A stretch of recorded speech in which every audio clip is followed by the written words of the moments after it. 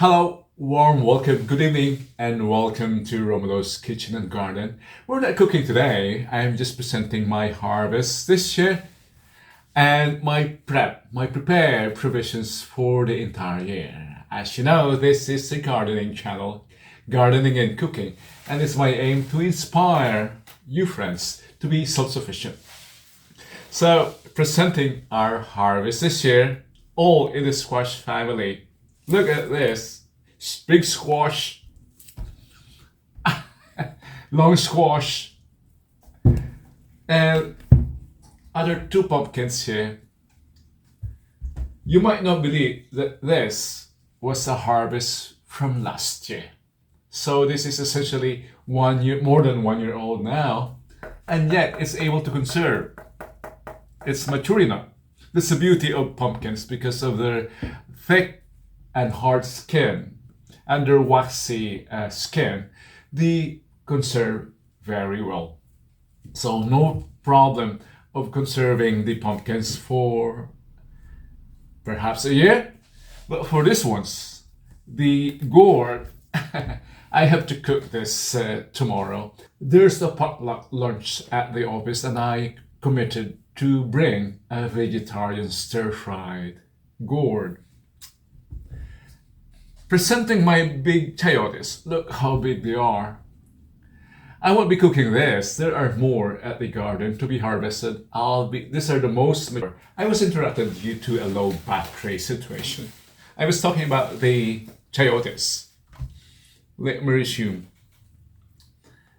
These chayotes also belong to the squash family. These are the biggest harvest this year, I think. There are more at the garden to be harvested. Since they are the biggest and the most mature, I'm going to keep them for sowing next year. I'll keep them in a dark and cold place to delay their growth.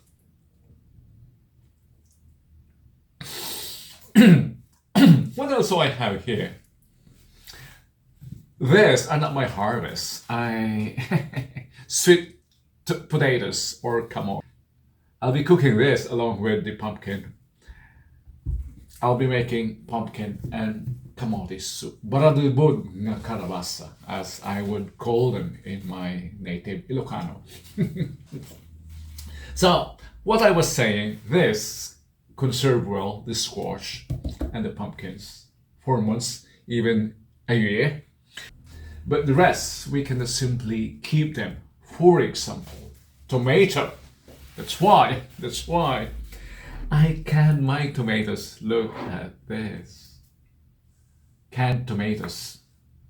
I'll be using them for preparing sauce or tomato sauce based dishes later. In my experience, they can keep well even for years, canned like this. I also made jams out of tomatoes. Look, they're here.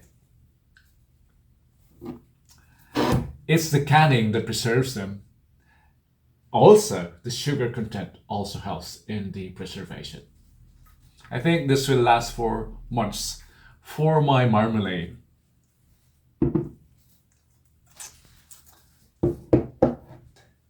Now, these are the food items that we can keep without freezing. They conserve well, especially the bottled or the canned items. Now, let's set this to aside because I'm going to present those that I've frozen.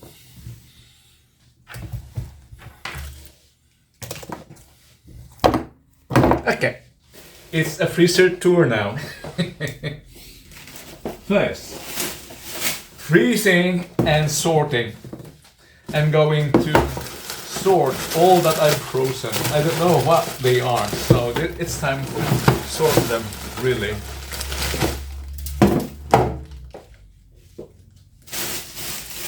First, I have here peas, guisantes. What I have here, kangkong. I hope you can read it, kangkong.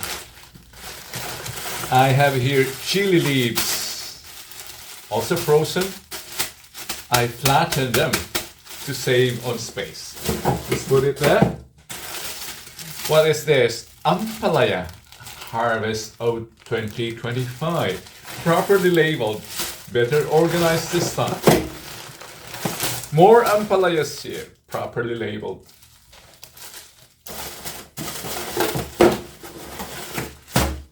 Ampalayas, ampalayas. What's this? Another ampalaya of 25. Properly labeled. Kangkong, you've seen that. What's this? More ampalaya of 2025. All the ampalayas here. Now, what else have you not yet seen? Okay, tomatoes. Besides what did I say? Besides the canned tomato, I also have frozen tomato.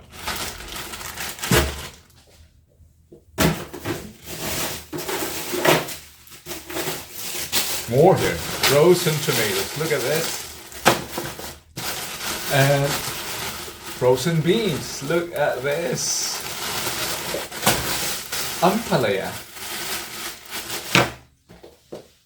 What else do I have here? What else do I have? This is frozen. Surprise. Frozen peas. More ampalayas here. More ampalayas. And surprise, I even have some chili leaves from last year. I won't throw this away. Although it's harvest time, I won't throw them away. And what else do I have? These are kangkong. Kangkong leaves. See? All this I have harvested and preserved for the coming months. Thank you for joining me here today on this presentation, inspiring you to be self-sufficient. Grow, cook, and share.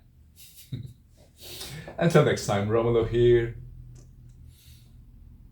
And by the way, upcoming next is the pumpkin soup with the camote.